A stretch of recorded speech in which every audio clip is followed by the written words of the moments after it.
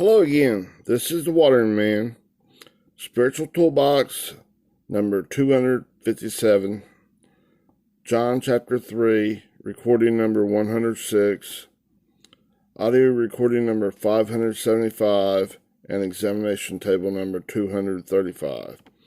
I'm going to play, I got some recorded off here, so I'm going to play some of the recordings off here and put them on video. Here goes. This is the Watering Man, Spiritual Toolbox number 257. I'm in John chapter 3, verse 19. John chapter 3, recording number 106, audio recording number 575, and examination table number 235. Now, I didn't get very far into it last time. I was more of an overview of it in a, I don't know what to call it, prequel maybe. God took me somewhere else, okay? Right at the beginning. Now, we're covering John chapter 3, verse 19. We'll continue there. Going to do it on this audio and then segment it and put it into video recordings, okay? So, let's start out reading it from the King James Version. John chapter 3, verse 19 in the King James Version says, "And this is the condemnation, that light is coming to the world, and men love darkness rather than light, because their deeds were evil." Okay?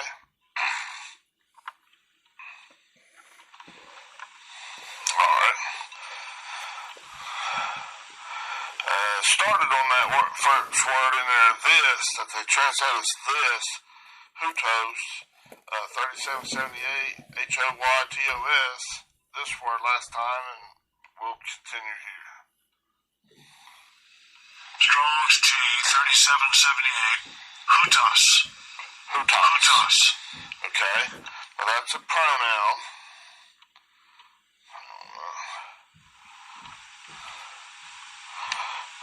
It's kind of it's moving slow, so I'm just going to go from the notes. Okay. It's from 3588, which is Ha. That's that muddy ball of water that God's purifying. All those little muddy balls of water inside your mind. Okay?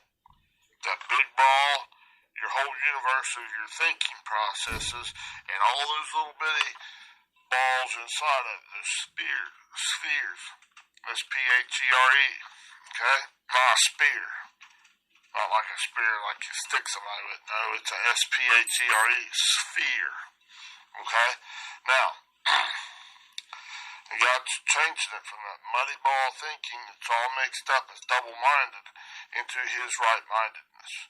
He's taking out that double-mindedness, so you're not going, oh, blah, and you're all mixed up. Good and bad, trying to make up your mind in that, from the tree of knowledge of good and evil. No, he's taking that out as you turn to him a little bit at a time and green light him. Go the green way, and he's purifying that water. The water speaks of the spiritual word of God. Speaking of the thought processes. God's bringing your old mixed up, muddied water thought processes back into his purified water. Right? He's boiling it.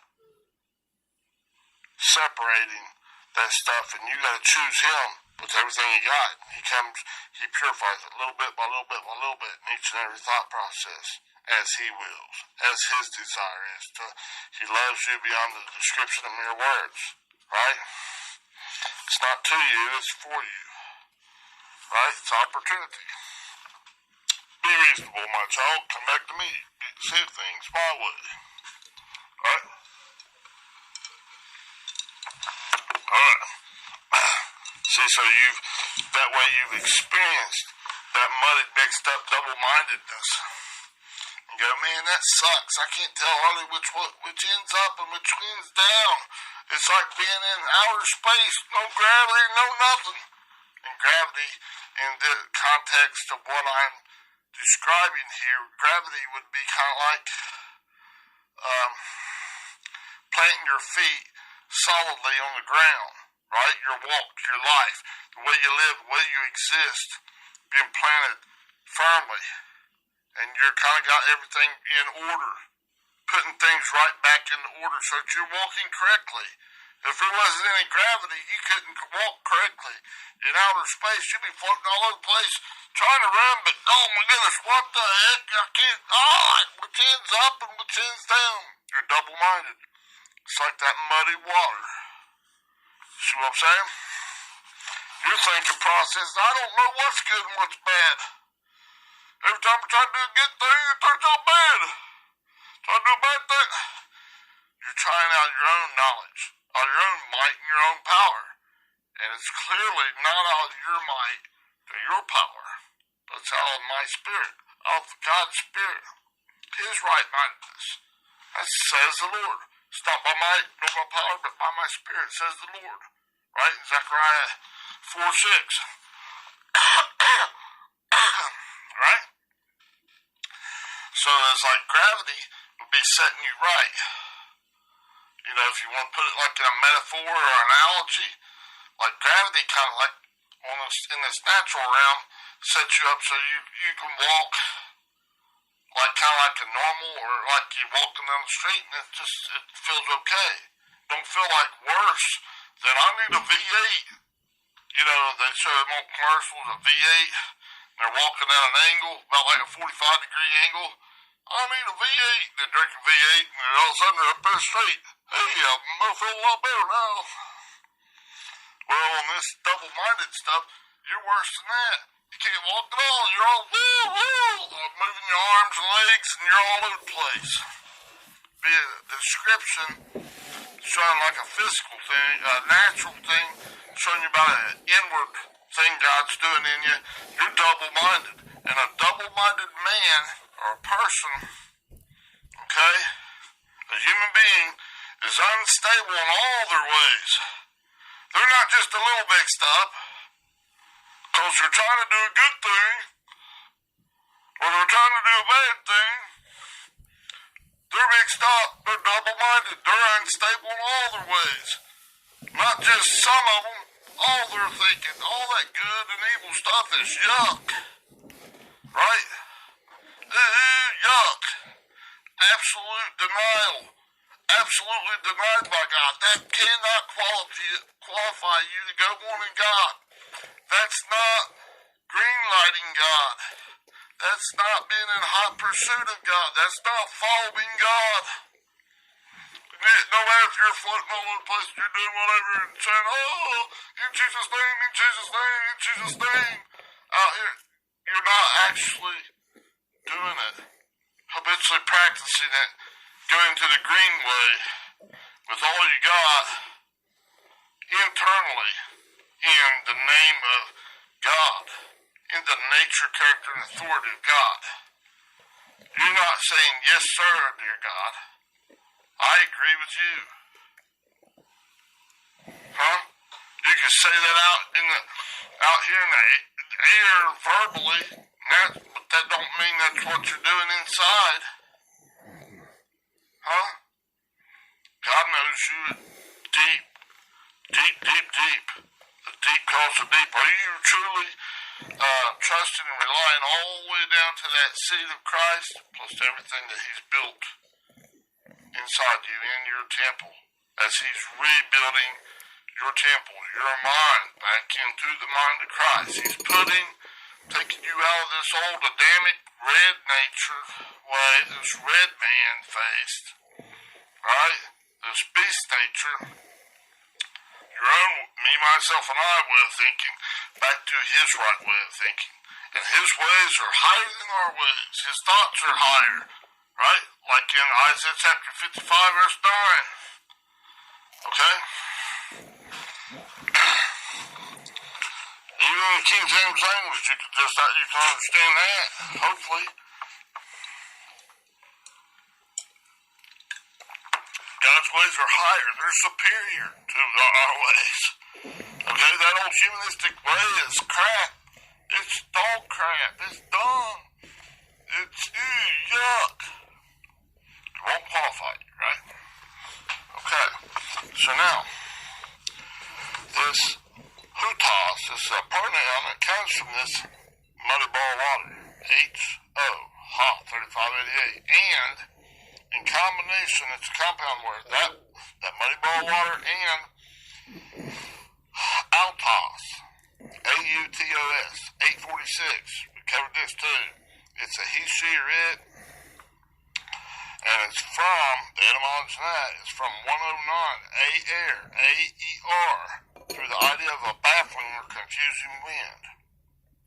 And that's centrifuge. Okay? God's separating it to show you. That's your old stinking way, the good and bad stuff, and this is my way. Now choose. Right? It's the breath of God. It's the blow. He's blowing. Blowing up a storm in your life to make it so that that's a gift to you, not torment. Oh, it can be a little pressure. It can be a lot of pressure. But it's meant for good. See, it's God's passion and desire to bring you back to His way of thinking. That's the best for you. See, God causes all things to work together for good to them that love God, to those who are the called according to His purpose. If you green light, green way, God, you're going to increase. He's going to give the increase. If you disagree and try to say you're dirty, rotten, whatever, you're a monster and all this stuff, and try to make my stand in that, you're red flagging. You're being adverse to God. Instead of accumulating God's ways inside you. Putting on the mind of Christ. In other words. Okay? Now, let's see here. I wrote some stuff here. To breathe unconsciously. You're resting, relying in Christ. You're going back to God. Press into God. No matter what kind of lines, den, fiery furnace, any kind of had to do building stuff that just seems totally senseless, and all kinds of people, no matter what people say, mocking you and stuff, like they were mocking Noah for building a big ark out in the middle of the desert, out there doing all kinds of stuff. You know, they had a good old time at his expense. He kept on doing it. He rested in God, right? We gotta rest and rely on God. That's just a picture of showing us how. Okay? That's an example showing us how. Okay? It's the air, particularly the lower, denser air, the red way, going away from God, distinguished from the higher and rarer air, the superior air, the green way, God's way. Okay? It's an atmospheric region. So speaking of your old Adamic earthly thinking process and the clouds, a spiritual thinking process. Okay? How is God returning in the clouds inside you? In your holy of holies. In your mind. He's omnipresent. He's all in all of us at once. God does what He wants. He's bringing us back as we agree, as we submit to His will. Okay? Broad is that way to destruction. That's that old red way, right? Your old beast nature, your old me, myself, and I, good and evil, true, good and evil, all this stuff. Okay? That's the red way. Broad is that way that leads to destruction. But narrow or narrowing is the way that leads to life, the fullness of life in God. That brings you closer and closer and closer to Him. That brings you like through the eye of the needle, where you got to get rid of all that baggage that you're carrying, that fleshly thinking. Has got to go through the eye of the needle. You can't go through the eye of the needle with any of that stuff. Only the Spirit, right-mindedness of God, the love that's beyond the mere description of words can go through that eye of the needle, back to God. back to God's right-mindedness. Okay? Now, that's the first word, okay? Alrighty. Hang on, I gotta... some reason it's going a little slow, taking me back.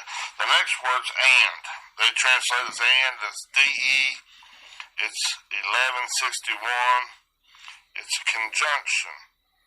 That's that red way or green way, that adversative to God or continuative. Okay? I think I just covered that. Okay, third word then is. And that's the word esti. E-S-T-I. It's number 2076. And it's a verb. The third person singular present of 1510, which is I me. E-I-M-I. And it means I exist. That's where the Strong's Exhaustive Concordance has it. I exist. Now, I wrote some notes here. Let's read them. Hang on a minute.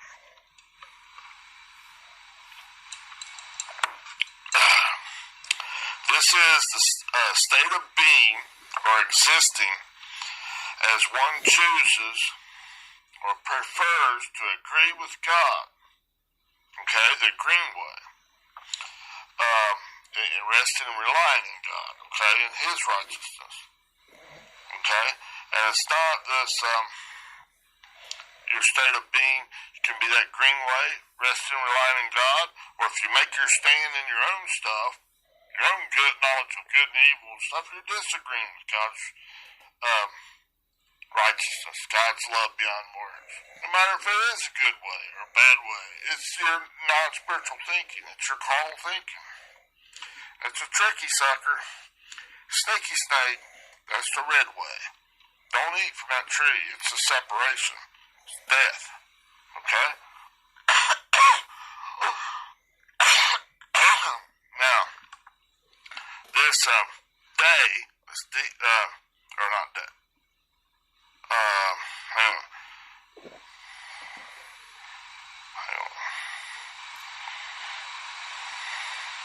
Just a second. There we go. My thing wasn't wanting to move for me. I got it to now. Okay, on this, there it is. That's doing better now.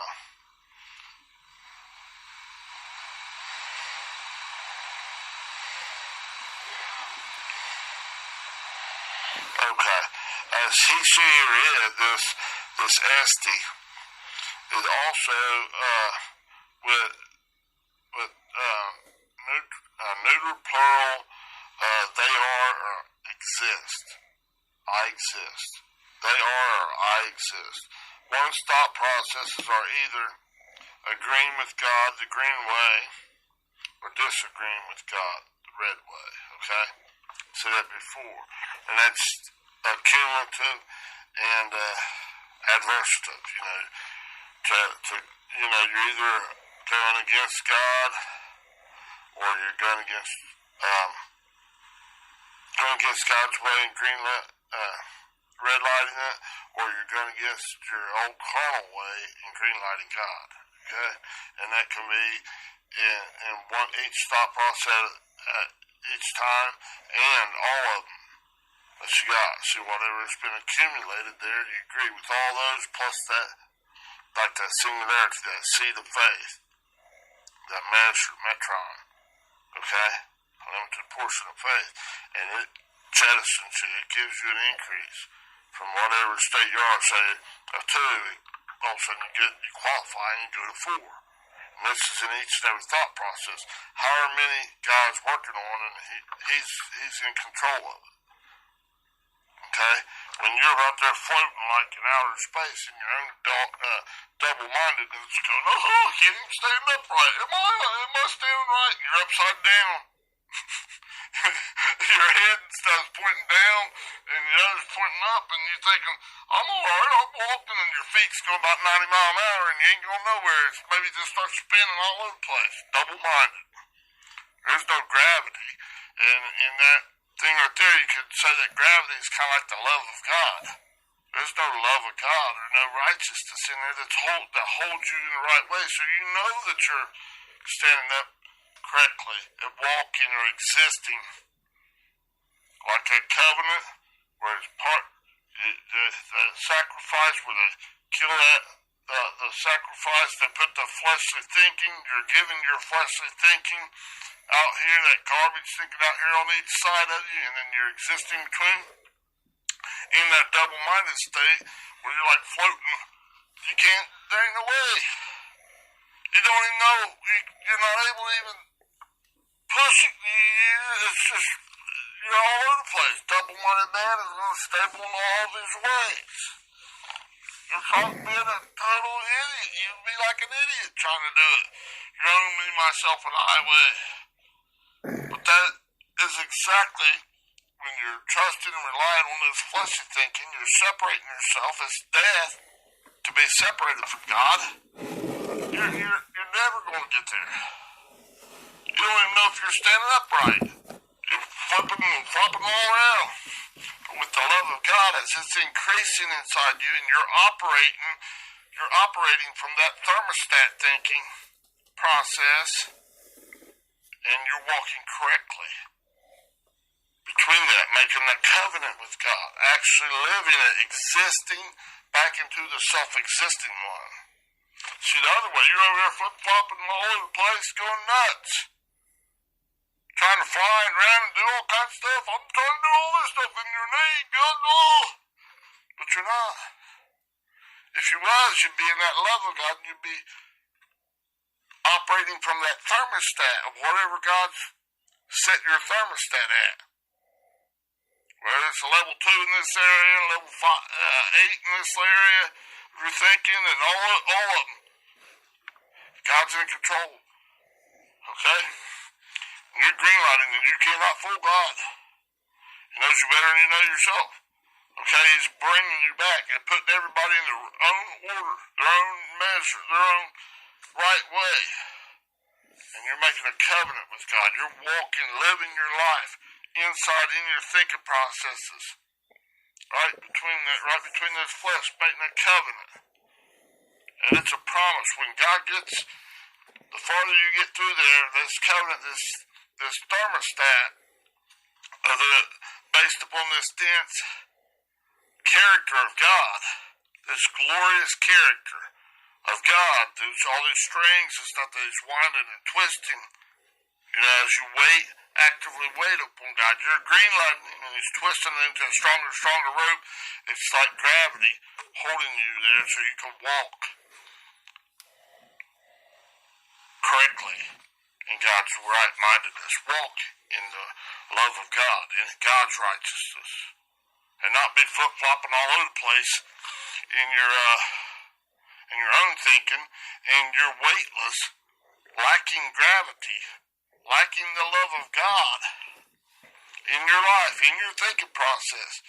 You can't go nowhere in that way. I can't make no progress. I can't do nothing. Every time I try to do something, I just goes all haywire. I think, man, I'm doing good now. Look at it, and somebody outside looking at you, and you're over there spinning. Head up, butt down. Butt up, head down. Over the side. You're flopping and floating all over the place, and you're not making any progress at all. You may be even going backwards. You can't go through this eye of the needle without that gravitational pull, without that love of God. Taking you into his, drawing you closer, like the land of Goshen in Egypt. All those plagues going on around them, but the ones in Goshen wasn't, which speaks of drawing near to God, they wasn't affected. God protected them. Right? Even though it'd be like being out in the lion's den or being in the fire furnace or whatever, or like Isaiah being sawed in two in that log. All dogs, you know he had to suffer, but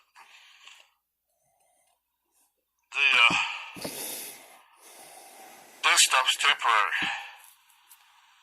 Alright? It's not permanent change. You gotta put your priorities in the right order.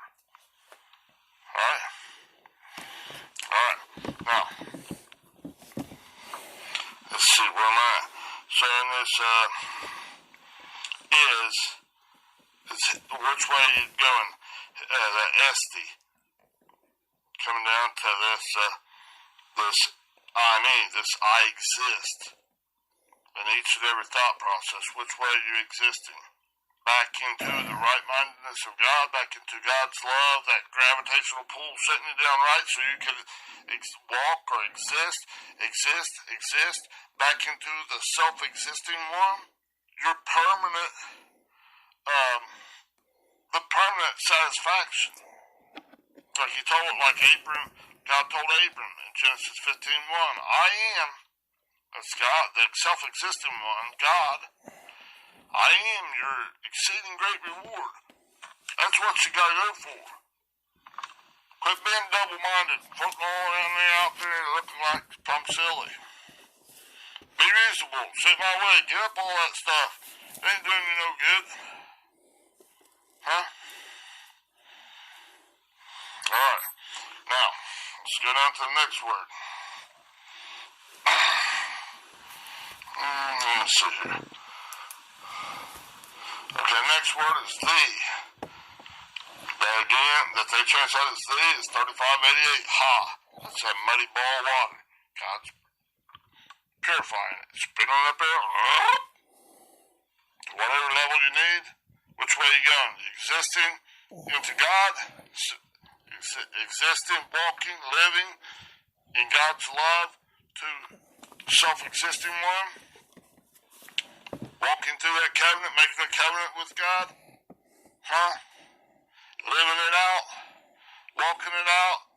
Being existing back into the self-existing one. Or are you out there floating in double-mindedness?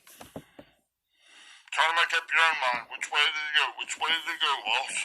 I don't know. I'm spinning so fast, I'm sicker than a dog. So, kind of think of it as plumb silly. Right? Alright. Now. The spray ball of water, and then it says that the condemnation. Okay, number 2920. Crisis. Krisis. This word. Strong's G 2920. Crisis. Crisis. Look like crisis to me. Okay, it's a feminine noun. It's a primary word. Okay, just a minute.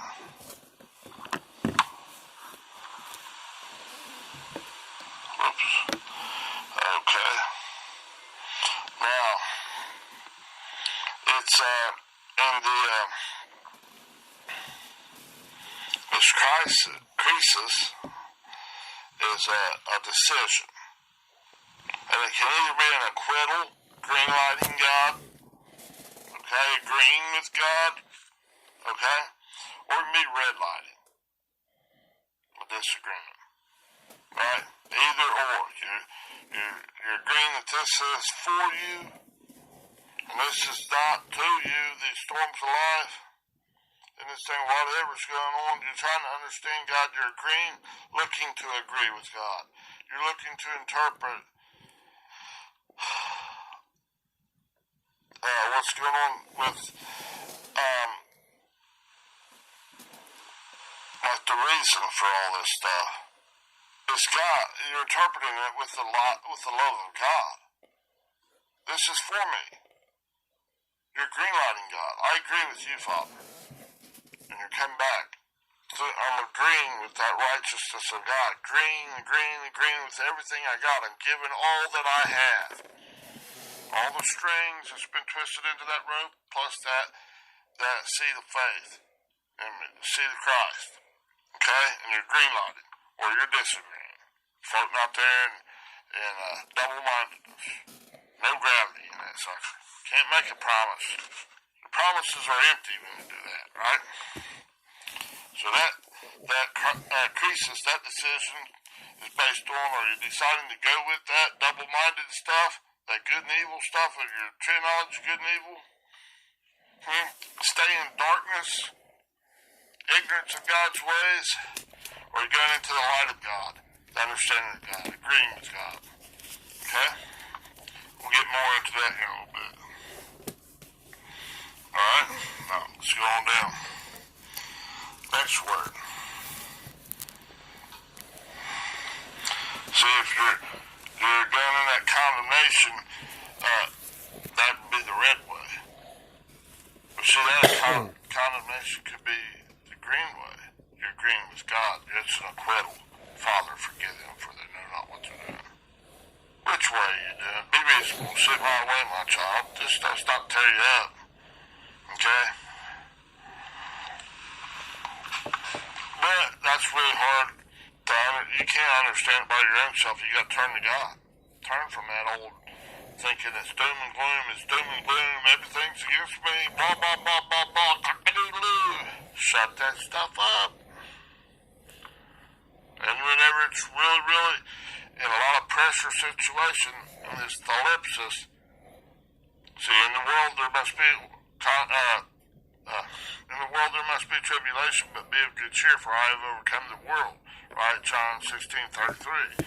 This thalipsis, tribulation, calamities, all these pressures, boy, they make it a lot harder to tell what's why. I'll have to continue later. I'm about to run out of time. I'll put more of it on this. I've got several recordings, and then I'll keep continuing in John chapter 3, verse 19. Bye-bye.